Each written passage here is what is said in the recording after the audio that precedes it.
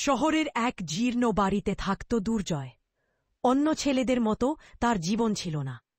দুর্জয় স্বপ্ন দেখত একজন সফল ব্যবসায়ী হওয়ার।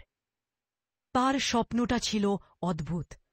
সে চেয়েছিল ছোটবেলার বন্ধুদের থেকে টাকা ধার করে তার একটি ব্যবসা শুরু করতে। এরপর ব্যবসাটি বড় করে সবার থেকে টাকা নিয়ে ব্যবসাটাকে আরও বড় করতে। দুর্জয়ের এই স্বপ্ন শুনে কেউ হাসত না, বরং বিদ্রূপ করত। দুর্জয়ের বাবা মা চাইতেন সে পড়াশোনা শেষ করে একটা সরকারি চাকরি নিক, কিন্তু দুর্জয়ের মাথায় শুধু ঘুরত তার স্বপ্নের ব্যবসা। বাবা মা প্রায়ই বলতেন, এসব অবাস্তব চিন্তা বাদ দে, আমাদের কোনো বড়লোকের ছেলে নয় যে তোর এমন শখ পূরণ হবে।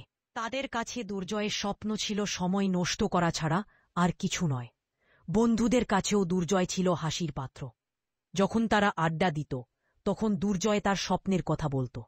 দুর্জয়ের কথা শুনে বন্ধুরা বলত, আমাদের কাছে টাকা নেই, আর তুই আমাদের থেকে টাকা নিয়ে ব্যবসা করতে চাইছিস?